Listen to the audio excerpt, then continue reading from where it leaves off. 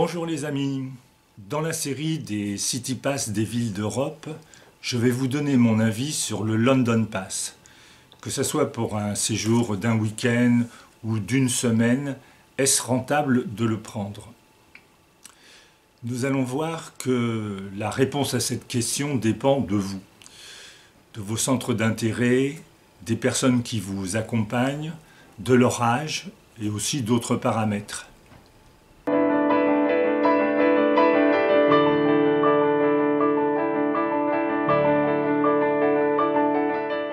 Tout d'abord, on va aborder brièvement les conditions tarifaires.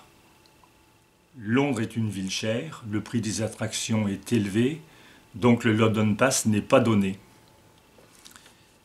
Le site internet du London Pass vous donne tous les tarifs des visites prises sans pass et les prix du London Pass selon les durées.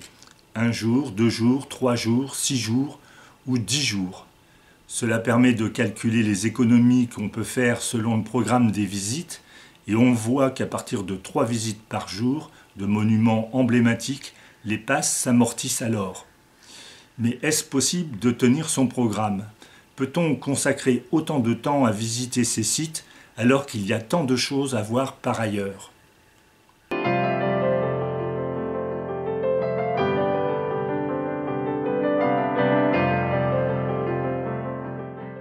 Avec le pass d'un jour, ça va être dur d'amortir votre billet, à moins d'être sportif et endurant, et de ne faire que les 3 visites, 3 attractions prévues, et probablement ne faire rien d'autre, par manque de temps. À mon avis, une bonne option pour rentabiliser un tel billet serait de vous trouver un logement sur le trajet du bus Hop, Off, Hop, On, et de vous servir de ce bus pour rejoindre les 3 attractions que vous pourriez faire dans la journée.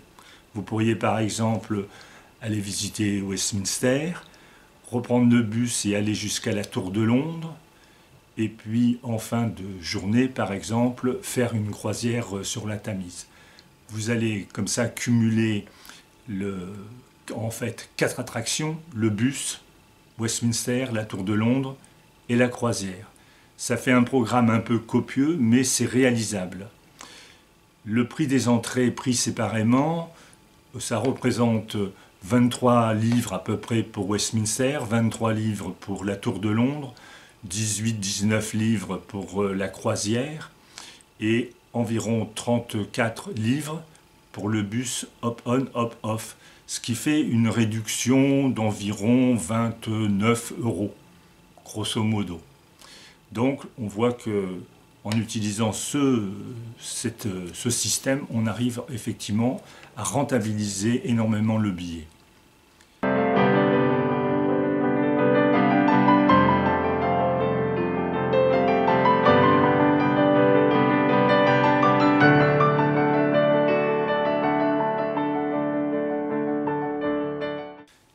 Avec le pass sur 2 jours, ça va être moins la course, mais il faudra prévoir une carte de transport parce que le bus Hop-on, Hop-off n'est valable que sur une seule journée.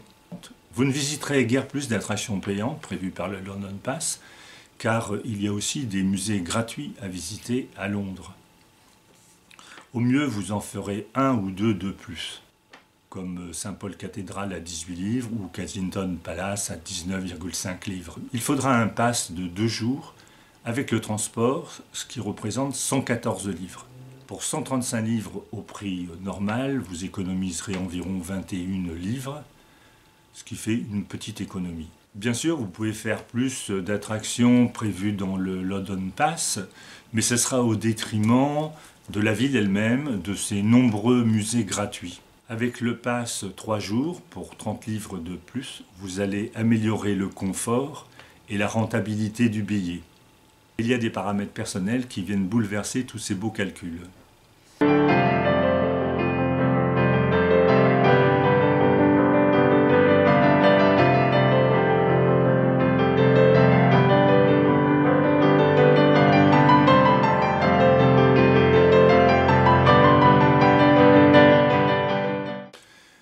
Pour juger de la rentabilité du London Pass, il faut aussi prendre en compte votre situation personnelle et vos goûts. Voyagez-vous en famille? Des réductions famille existent à l'entrée de tous ces sites. Êtes-vous étudiant? Des réductions étudiants sont aussi disponibles à l'entrée de tous les sites. Vous avez moins de 26 ans, vous aurez aussi droit à certaines réductions dans certains sites de Londres. Vous avez plus de 60 ans, vous aurez le droit à la réduction senior qui représente à peu près 10% du prix du billet. Vous êtes une personne handicapée, vous aurez un accès avec un tarif à prix réduit et la personne qui vous accompagne aura un billet gratuit. Préférez-vous les musées, flâner dans les rues, goûter la vie grouillante des marchés et des quartiers? Alors si vous rentrez dans l'un de ces cas, ces passes vous seront peu profitables, voire pas profitables du tout. Seuls les billets qui sont coupe-fil vous apporteront un plus.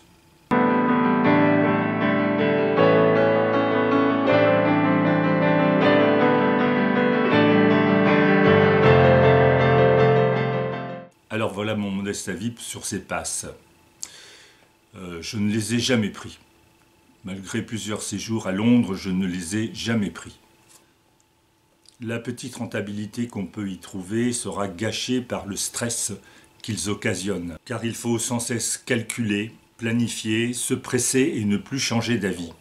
De plus, le prix de certaines entrées comprises dans ces passes est exagéré par rapport à l'intérêt que suscite leur contenu. Il faut savoir que la plupart des églises, des cathédrales d'Europe ont des entrées gratuites. Westminster coûte quand même 23 livres. Je trouve qu'il est plus agréable de visiter une ville à son rythme, de goûter son atmosphère plutôt que de faire une course contre la montre. Londres dispose d'une bonne quantité de musées gratuits qui sont largement suffisants pour remplir tout un séjour. Il faut savoir qu'il existe d'autres passes comme le London City Pass et encore deux autres dont j'ai oublié le nom. Ils permettent de visiter d'autres attractions ou d'autres musées qui ne sont pas compris dans le London Pass.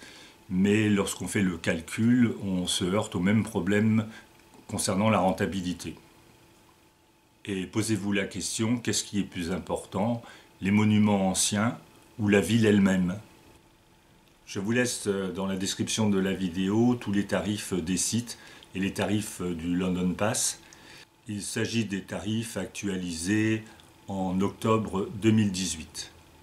Je vous laisse quelques images de nuit de cette superbe ville pour clôturer cet avis.